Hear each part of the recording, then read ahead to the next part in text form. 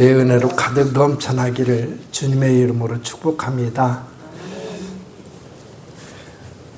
예배 드리려고 시작하면서 찬양 부를 때 예배 전 찬양이든 특송이든 은혜 안 받으려고 무지하게 이를 악문입니다. 왜냐하면 예배가 망쳐질 것 같아가지고. 근데 오늘도 은혜를 많이 받았네요. 찬양 하나 선곡하는 것부터 하나님이 살아계시다 믿는다면 예사롭게 봐지지가 않습니다. 목사님 같은 경우는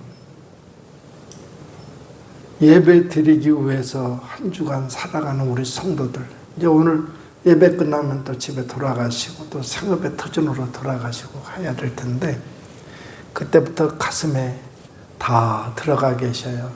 그래서 비가 오면 걱정, 분주함 속에서 몸이 아프면 또 그 걱정, 예배 드릴 때 빠져도 또 무슨 일이 있는가 싶어서 걱정.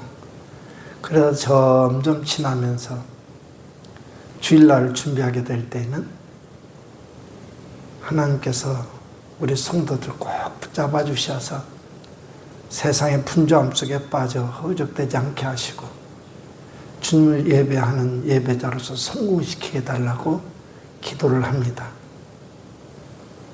그럴 때에도 또 몸이 아파서 부득이하게 마음에는 원이로되 육신에 미쳐 이르지 못한 일들도 많이 있고요. 우리 송근호 성도님처럼 그런 목사님 마음이 참 많이 아파요. 못 견디도록. 근데 그런 속에서 또 청소하고 찬양 여기까지 부르기까지 또 얼마나 삶의 환경에서 찬양 연습을 또 하고 그 모든 일을 진행하시는 분이 하나님이시다 저는 믿거든요. 그런 가운데 예배에 드리니 얼마나 행복한 일입니까? 이 속에서 하나하나가 하나님의 사인이 됐으면 좋겠습니다. 더더군다나 하나님의 말씀이 선포될 때에는 세상 얘기가 아닌 이상 마음에 품고 받아들이고 기억하고 삶으로 만들어가는 것은 복이라고 믿어집니다. 우리 증산학교 모든 성도들이 그런 복받은 성도가 될 수 있기를 축복합니다. 신앙생활의 관건은요, 다른 건 다 놓쳐도 이건 꼭 붙잡으셔요. 신앙생활의 성패 여부를 말할 수 있는 관건이 뭐냐면 하나님과의 관계 맺음입니다. 하나님과 관계 맺음. 하나님을 나 아닌 다른 분으로 모시고 사는 것도 물론 복이 되겠죠. 그러나 그분을 내 안에 모시고 산다고 하면 내가 사라지고 그분이 내 삶을 통해서 드러난다고 한다면 이것이 신앙생활의 완성이라고 말할 수 있겠죠. 근데 우리는 그 삶이 많이 훼손당하고 내 마음은 원하지만 이런저런 다양한 것에 의해서 그 삶에 하나님을 향한 소망이 무너질 때가 많습니다. 그래서 더욱 안타깝고 속상하기만 한 거죠. 그 얘기를 좀 생각하다 보니까 이 생각이 들어요. 제가 어렸을 때는 뭐 그림 그리는데 도구가 많지가 않았죠. 크레파스, 뭐 물감, 뭐 싸구려 있잖아요. 그런 것을 했는데 그때 생각이 문득 납니다. 물감을 하나 새 거 사면 통통하게 들어있는 색깔의 이 색깔 내는 그것이 들어있는 한 판이 쫙 보면 아주 든든하기도 하고 그 자체가 아름답게 느껴지기도 합니다. 그리고 쭉 짜가지고 하나하나 놓아가지고 이제 사용하려고 해도 빨간색이면 빨간색, 파란색이면 파란색, 노란색이면 노란색, 그 고유의 색감이 그렇게 예쁘더라고요. 근데 그 물감의 색깔이 한 20개 보통 이렇게 들어있는데 어떻게 섞느냐에 따라서 다양한 색깔을 연출하더란 말입니다. 그리고 그 이상의 색깔이 났을 때는 이게 무슨 색이 들어있는지 잘 판단하기 힘들어. 이게 무슨 색일까 할 정도로 막 혼합이 될 때가 들어있더란 말입니다. 이것처럼 우리 신앙도요, 흡사, 이 물감이 고요한 색깔만의 아름다움이 있는데 우리 성도들이 신앙생활에 나갈 때에 오직 하나님, 이 말이 자신있게 내뱉어질 정도로 하나님을 뜨겁게 사랑하는 만큼 그 고요한 모습의 아름다움이 있는데 그것이 이런저런 다양한 것들이 혼합돼 가지고 그 고요한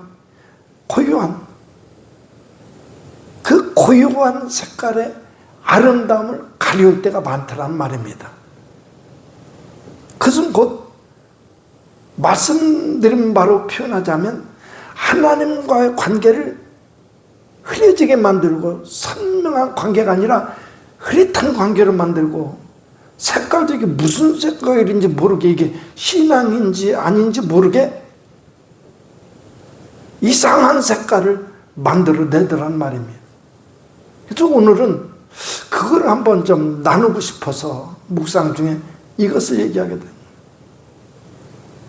그 고요한 색깔, 젊으면 젊은 대로, 나이가 드셨으면 연세 드신 그 모습대로, 남자면 남자대로, 여성이면 여성대로,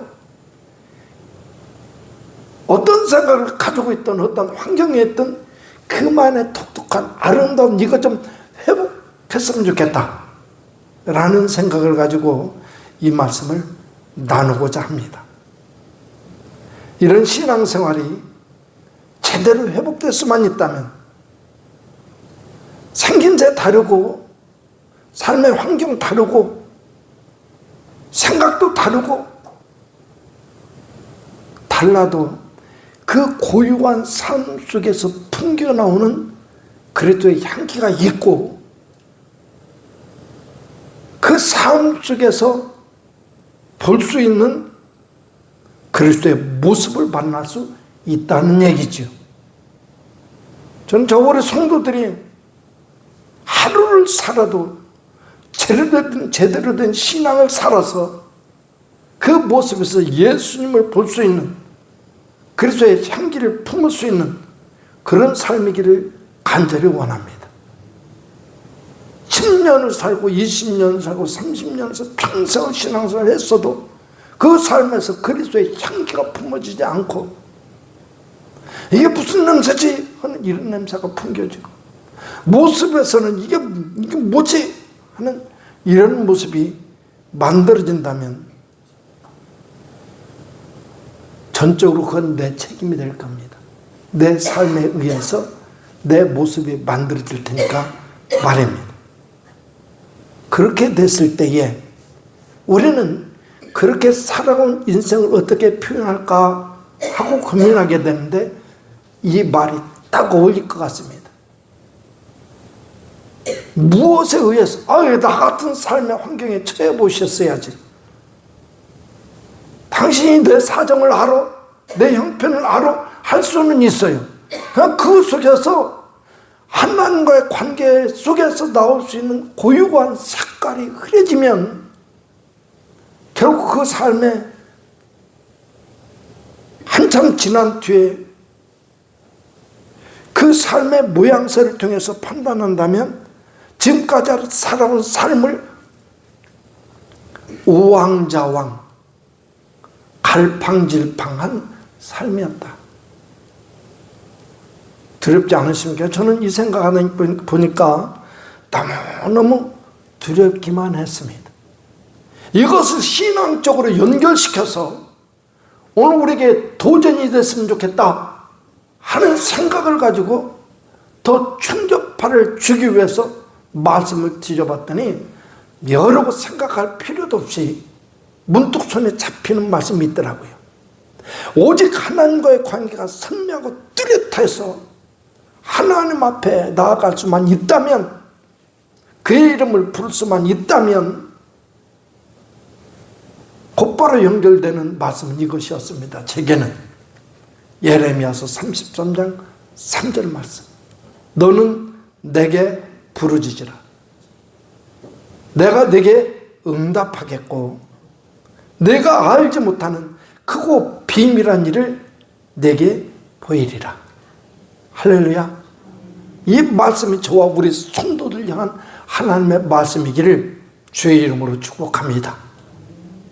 이것이 더욱 견고해져 가지고 이 관계가 더욱 선명하고 뚜렷해질수록 그 삶에는 하나님의 사실들이 드러나기 시작하는데, 그것이 더욱 풍성해지면 어떤 삶이 되느냐? 말한 대로 되어지고 생각하는 것이 현실이 되고. 왜? 그런 역사가 하나님의 사역이었으니까. 하나님의 현실이 내 삶에도 그대로 재현되는 그런 복받은 삶이 될 것입니다. 그 말을 신약에 와서 한번 찍어 붙여서 한번 끄집어 내본다면 그 말씀인 것 같아요. 우리 성도들이 잘 아시는 바, 마태복음 7장 7절 8절 말씀. 구하라 그리하면 너에게 주실 것이요, 찾으라 그리하면 찾아낼 것이요, 문을 두드리라 그리하면 너에게 열릴 것이니.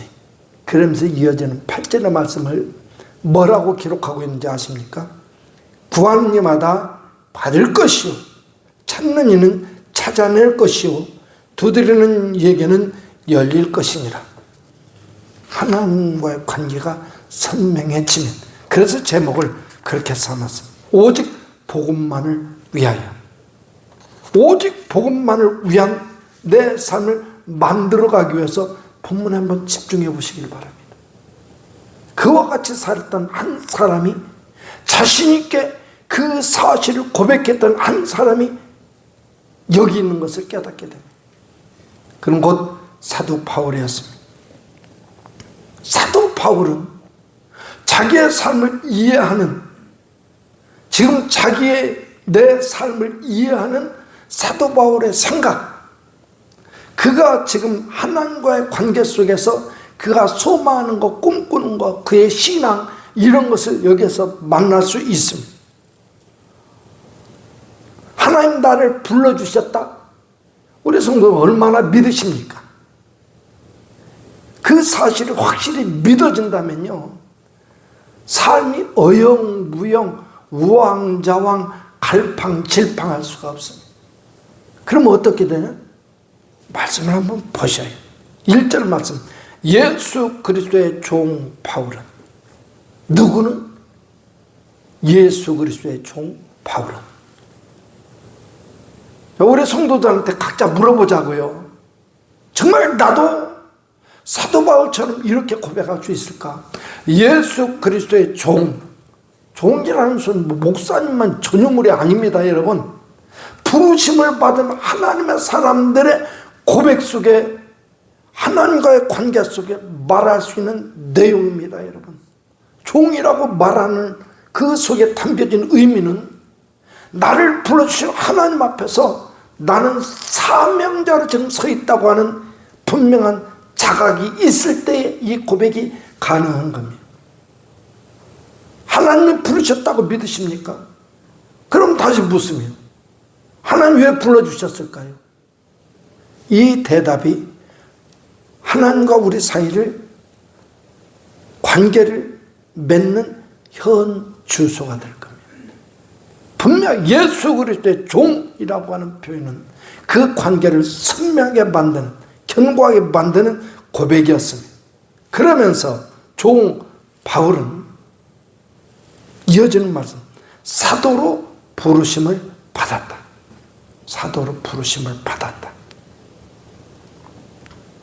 그 사도로 부르심을 받았다는 것이 어떻다는 것이냐? 하나님의 복음을 위하여 택장을 입은 것이다. 하나님 날 택하신 건데 왜 택하셨을까? 왜 부르셨을까? 라는 질문 앞에서 복음을 위하여 이것입니다. 복음을 위하여. 거기다 오늘 제목은 오직이라고 붙였습니다. 왜? 저와 우리 성도들, 담임 목사로서 우리 성도들 향한 소원이 이것이요. 하나님과 관계 맺는 또 내 자신의 소망이 이것이기 때문에 그렇습니다. 이것저것 산만하게 곁들여지고 이 색깔 저 색깔 혼합되는 게 아니라 오직 복음만을 위해서 이것만 될 수 있다면 오늘 우리 삶은 놀라운 하나님의 영광으로 가득 채워져서 우리 삶에 하나님의 사실들이 재현되는 길이 열려질 것입니다. 그럴 때 하나 짚고 넘어가고 싶은 게 있어요. 뭐냐? 택정함을 입었다. 복음을 위하여 택정함을 입었다. 부르심을 받았다 라고 하는 거죠. 옛 성경에 택정함을 입었대요. 개역 개정에는 부르심을 받아 이렇게 되어 있습니다. 근데 부르심을 받아보다는 택정함을 입었다는 옛 성경의 해석이 정말 실감나게 제대로 된 해석이 되는 것을 봅니다. 왜 그러냐면 찾아봤더니 옛 성경 택정함을 입었다라는 말은 사전적인 제목 이름이 그렇습니다. 떼어놓다. 떼어놓다. 어디에서? 세상에서, 죄에서 떼어놓았다. 하나님 얼마나 은혜스럽습니까? 나로서 떨어져서 죄 끈끈한 죄의 사슬에 꽁꽁 얽혀가지고 벗어날 방법이 없는데 하나님께서 떼어놨대요. 이것을 바꿔서 말하면 의역하자면 구원했다 이것을입니다. 구원하셔서. 네. 이 말씀을 묵상하면서 성경 말씀에 하나님의 사람들의 고백에 이런 표현은 있지는 않을까? 한번 있으면 소개해도 좋겠다 이쯤에서 해서 묵상하는데 예레미야서의 말씀이 거기 있는 것을 보게 됐습니다. 1절 5절인데요. 내가 너를 복중에 지기 전에 너를 알았고 내가 태에서 나오기 전에 너를 구별하였고 너를 열방의 선지자로 세웠노라. 할렐루야. 우리 같이 하나님을 섬기는 사람으로서 이럴 때는 자존심 내세워도 됩니다. 엉뚱한 데서 자존심 내세우지 말고 하나님을 섬기는데 이 사람도 여호와 하나님을 하나님이라고 섬기고 있고 나도 이 시대에 여호와 하나님을 하나님으로 섬기고 있고 근데 왜 이 사람 고백이 다르고 내 고백이 달라야 됩니까? 이 생각을 가지면서 나도 이런 고백할 수 있었으면 좋겠다. 소원이라도 품어야 되지 않겠느냐 이런 얘기입니다. 사도 바울을 택하신 하나님 앞에 나도 분명 하나님이 택하시고 부르신 것인데 사도 바울을 부르신 목적이 복음을 위하라고 한다면 나는 이 시대에 나를 부르신 목적이 오직 복음을 위하여라고 오직이라는 단어 하나 더 붙여서 이해하면 더 은혜스럽지 않을까 생각을 하게 됩니다.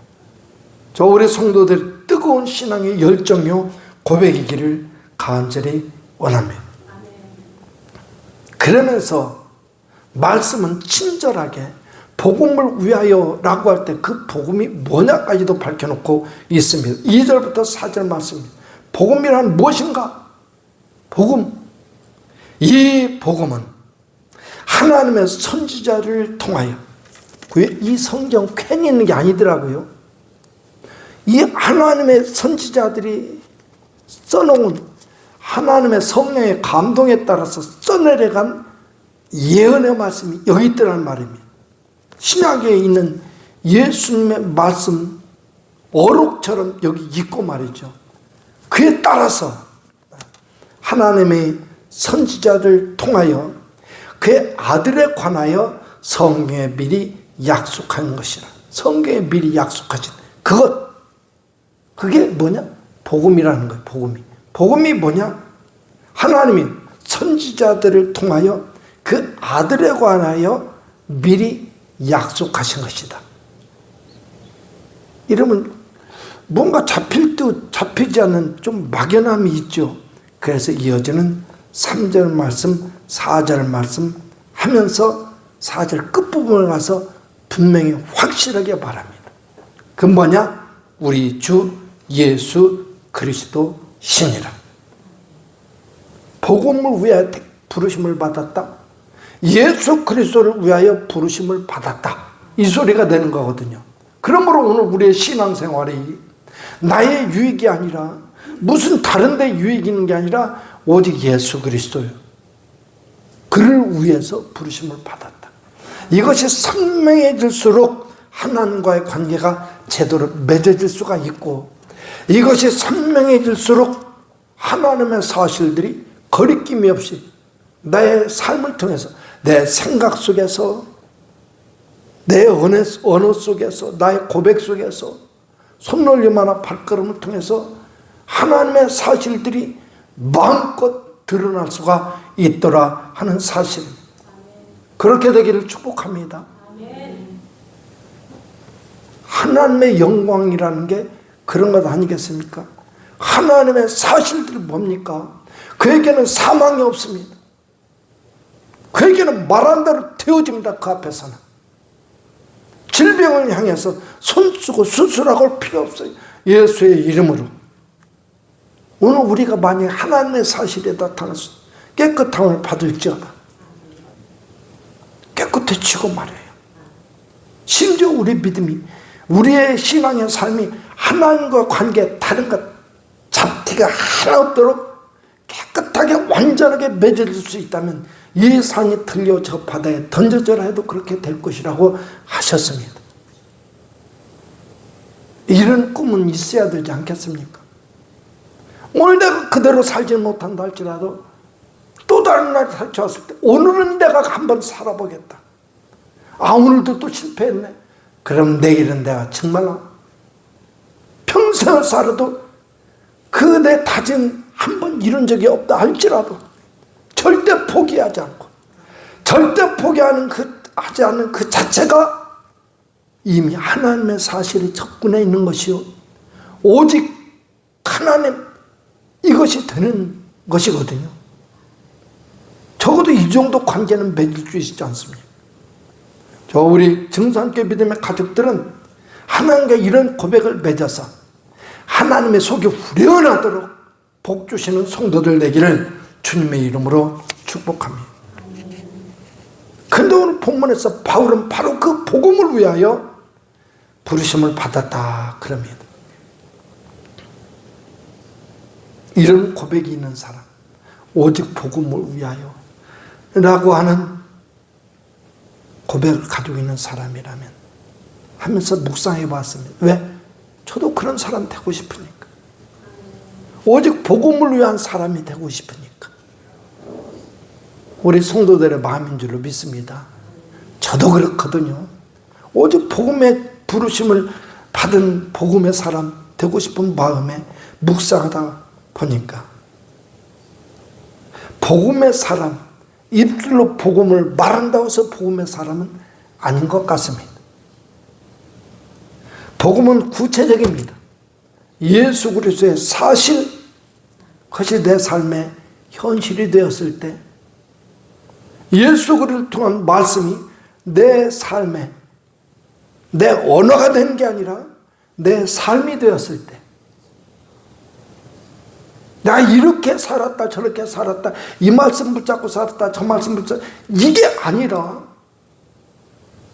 예수님 말씀처럼 주님 다시 오셨을 때 너는 오른쪽에 너는 왼쪽에 나눠질 때에, 옥에 갇혔을 때 돌아보았고, 헐벗을 때 입혀주었고, 굶주렸을 때 먹을 것을 주었고, 제가 언제 그랬습니까? 할 정도로 이것이다 저것이다 구분 안 될 정도로 오직 하나님의 사실이 삶이 되었을 때에, 그 삶으로 언어를 대신하게 될 때에, 그때 비로소 할 수 있는 말, 복음의 종이라는 표현일 것이다. 이 정도 되기 위해서 하나 곁들여서 생각할 수 있었던 그것이었습니다. 이 정도 되려면 적어도 나를 향한 우리 예수님의 열정만큼 아니더라도 나도 예수님을 향한 열정이 이 속에 가슴에서 꿈틀거려야 되고, 그것이 내 삶을 압도해서 내가 원하지 않는 길에도 가야 되고, 원하는 길에도 멈춰야 되고, 이 정도는 돼야 되겠다. 할렐루야. 이 정도 되게 합시다. 우리 같이 만물의 여호와를 아버지라고 부르는 사람들이 믿음의 자존심도 하나 없이 진흙탕에 굴르면서 이게 죄인지 의인지도 모르고 범벅이 돼서 산다면 얼마나 통탄스러운 일입니까? 그러면서도 통탄스러울 줄도 모른다면 딱 한 번만 제 언어를 용납해 주세요. 미치고 환장하고 발딱 뛸 노릇이 아닙니까? 우리 침상교 수령 가족들 앞을 쳐다봐요. 저 좀. 하나님의 말씀 한번 들어보시길 바랍니다. 왜? 이 말씀은 오늘 우리에게 주신 말씀이기 때문에 그렇습니다. 이런 말씀, 이어지는 말씀까지 보니까 이 말씀은 5절, 7절까지 봤던 로마에 있는 사람들이 1차적으로는 로마서니까. 그런데 이어서 말씀을 보니까 이 편지는 너희도 그들 중에 예수 그리스도의 것으로 부르심을 받은 자니라. 우리가 오고 싶어서 온 것 같아도요, 내가 모르는 하나님의 사실은 하나님 나를 불러주신 것이요, 나를 붙잡아 인도해 주신 것인 줄로 믿으시길 바랍니다. 내 마음을 붙들어 주지 않았으면 이 시간이 예배드리는 시간인지 어떻게 알아요? 기억해요. 이 시간 예배드리는 시간인 줄 기억한다는 것은 하나님이 붙들으신 증거입니다. 한 주간의 삶을 어제 시간까지 잘 마무리해서 오늘 예배드릴 수 있도록 조치해놓고 먼저 움직여놓고 열심을 품고 살았고, 아멘 좀 하세요. 우리 성도들이 얘기 아닙니까? 저는 뜨거운데 왜 저만 그런가 모르겠어요. 그렇게 열심히 산 사람들이 예배 드리는 거예요. 얼마나 멋집니까? 본인은 몰라도 이 사실이 하나님이 부르심의 증거입니다.